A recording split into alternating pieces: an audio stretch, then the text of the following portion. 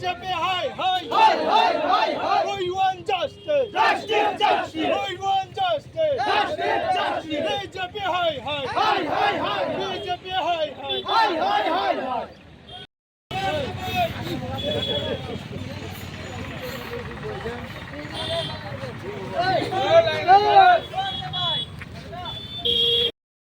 We want justice. Justice, justice. Hi, hi, hi, hi, hi. BJP, hi, hi, hi, hi, hi. BJP, hi, hi, hi, hi. হয় আমার আজি আমি অসমসংখ্যালঘু সংগ্রাম পরিষদ নগাঁও জিলা কমিটির ফালি করে কেন্দ্রীয় কমিটি নির্দেশ মর্মে গোটেই জিলাত আজি আমার মন্ত্রী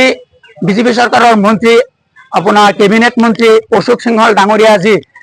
যোৱাকালি আপোনাৰ বঙাইগাঁৱত যি আপোনাৰ এটা মন্তব্য অদ্ভুত মন্তব্য কৰিছে হিন্দু মুছলমানৰ এটা মানে ৰাজনীতি কৰিছে এই ৰাজনীতিৰ ক্ষেত্ৰত যি মন্তব্য দিছে তাৰ কাৰণে আমি অসম সংখ্যালঘু সংগ্ৰাম পৰিষদৰ পৰা তীব্ৰ নিন্দা আৰু গৰিহণা জনাইছো আৰু এনেকুৱা মন্ত্ৰী আপোনাৰ অপৰাধৰ মন্ত্ৰী আমি কেতিয়াও দেখা নাই গতিকে অসমৰ মাননীয় মুখ্যমন্ত্ৰীক এটা কথা উকিয়াই দিব বিচাৰিছো যে অশোক সিংহল নিচিনা মন্ত্ৰী অতি সোনকালে তেওঁ মন্ত্ৰিত্ব পদৰ পৰা বহিষ্কাৰ কৰিব লাগে আৰু অন্যথায় আমি অসম সংখ্যালঘু সংগ্ৰাম পৰিষদে ধাৰাবাহিকভাৱে প্ৰতিবাদ আন্দোলন কৰিবলৈ আমি সাব্যস্ত কৰিম এটা কথা চিন্তা কৰক ই সদায় আমাৰ হিন্দু মুছলমানৰ ৰাজনীতি কৰিবলৈ বিচাৰে এই হয় সেইদিনা আপোনাৰ তেজপুৰত এটা ৰাজহুৱা সভাত আমাৰ এই সংখ্যালঘু মুছলমানসকলৰ যি অদ্ভুত মন্তব্য কৰিছে ঠিক তদ্ভুত যোৱাকালি আকৌ এনেকুৱা যে আমাৰ মুছলমানৰ যে টুপি দাড়িৰ লুংগি এনেকুৱা এটা মন্তব্য কৰিছে গতিকে এইটো আমাৰ অসমৰ কাৰণে শুভ লক্ষণ নহয় গতিকে অশোক সিংহল ডাঙৰীয়াক উঠিয়াই দিব বিচাৰো আপুনি অতি সোনকালে আমাৰ এই অসমত যিকেইটা আপোনাৰ সংখ্যালঘু মুছলমান আছে সকলো সংখ্যালঘু মুছলমানৰ ওচৰত আপুনি আৰু কাৰি ক্ষমা খুজিব লাগিব অন্যথা আমি অসম সংখ্যালঘু সংগ্ৰাম পৰিষদে ইয়াতকৈ ভয়াৱহ আন্দোলন গঢ়ি তুলিবলৈ আমি সক্ষম হ'ম যোৱাকালি গোৱালপাৰা এক ৰাজহুৱা সভাত মন্ত্ৰীয়ে অশোক সিংহল ডাঙৰীয়াই আমাৰ মুছলমান সম্প্ৰদায়ৰ বিৰুদ্ধে যি সাম্প্ৰদায়িক মন্তব্য প্ৰদান কৰিছে এই মন্তব্যক আমি সংখ্যালঘু সংগ্ৰাম পৰিষদে তীব্ৰ ভাষাৰে আমি গৰিহণা দিছো আৰু ধিক্ষাৰ জনাইছো তেখেতে পূৰ্বেও শোণিতপুৰ জিলাত কোনোবা ঠাইত ৰাজহুৱাভাৱে তেখেতে মুছলমান বিৰোধী তেওঁ মন্তব্য কৰিছে যি মন্তব্যৰ কাৰণে সমগ্ৰ ৰাজ্যজুৰি প্ৰতিবাদ সাব্যস্ত ৰাইজে কৰিছিল গতিকে মুখ্যমন্ত্ৰী ডাঙৰীয়াক আমি আহ্বান জনাইছো যে এনেকুৱা এজন অযোগ্য মন্ত্ৰী যিজন মন্ত্ৰীৰ মুখত সদায় সাম্প্ৰদায়িক মন্তব্য থাকে তেনেকুৱা মন্ত্ৰীক মন্ত্ৰীসভাৰ পৰা বহিষ্কাৰ কৰিব লাগে আৰু অশোক সিংহল ডাঙৰীয়াক আমি সকীয়াই দিছো যে আপুনি হৈছে দুৰ্নীতি পৰায়ণ এজন ব্যক্তি আৰু আপুনি হৈছে বিয়াগম বিভাগৰ এজন মন্ত্ৰী আপোনাৰ এই অসমত NRC ডকুমেণ্টছ আছে কি নাই আমাৰ এটা সন্দেহ প্ৰকাশ হৈছে আপুনি বহিৰাজ্যৰ পৰা ইয়াত আহি অসমত দপদপাই আছে গতিকে আপুনি এনেকুৱা অদ্ভুত মন্তব্য কৰি আমাৰ এই অসমৰ শান্তি সম্প্ৰীতি থকা ৰাজ্যখনত অশান্তিৰ পৰিৱেশ সৃষ্টি কৰিবলৈ নকৰিবলৈ আমি সকীয়াই দিছো এইখন অসম যি অসমত বিভিন্ন জাতি জনগোষ্ঠীয়ে বসবাস কৰে যিখন ৰাজ্যত আপোনাৰ শংকৰাজনৰ ৰাজ্য যিখন ৰাজ্যত আমি বিভিন্ন ধৰণৰ জনগোষ্ঠী আমি ইয়াত বসবাস কৰি আছো তেনেকুৱা ৰাজ্যখনত বিশৃংখলা সৃষ্টি কৰিবৰ কাৰণে অশোক সিংহল নামৰ এজন বিদেশী ব্যক্তি ইয়াত আহি বিভিন্ন সময়ত অদ্ভুত মন্তব্য দি পেলাই আমাৰ পৰিৱেশ বিনষ্ট কৰিব বিচাৰিছে গতিকে আমাৰ মুখ্যমন্ত্ৰী ডাঙৰীয়াক আমি পুনৰবাৰ আমি আহ্বান জনাইছো যে আপুনি যদি সঁচা অৰ্থত নিৰপেক্ষ হয় আপুনি যদি ৰাজধৰ্ম পালন কৰিছে তেনেকুৱা এনেকুৱা অমানৱীয়হীন এজন ব্যক্তি যিজন ব্যক্তিৰ মুখত সদায় সাম্প্ৰদায়িক তেনেকুৱা ব্যক্তি আপুনি অনতিপলমে বহিষ্কাৰ কৰাৰ পদৰ পৰা অন্যথা আমি সংখ্যালঘু সংগ্ৰাম পৰিষদে আজি ৰাজ্যজুৰি আমি প্ৰতিবাদ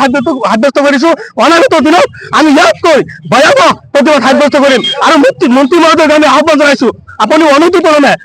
সমগ্ৰ সংখ্যালঘু মুছলমানৰ সন্মুখত ক্ষমা খোজক অন্যথা ৰাইজতো ক্ষমা নকৰে আমি সংখ্যালঘু সংগ্ৰাম পৰিষদ বিভিন্ন জাতীয় দল সংগঠনে আমি মন্ত্ৰী ডাঙৰীয়াৰ বিৰুদ্ধে আমি যি প্ৰকাৰে হওক আৰু যেনেকৈ তেওঁক ক্ষমা খুজিব পৰা ৰাস্তা আছে এই ৰাস্তাত আমি যাম আইনীগত ব্যৱস্থা কৰিবলৈ আমি বাধ্য হ'ম তথাপিও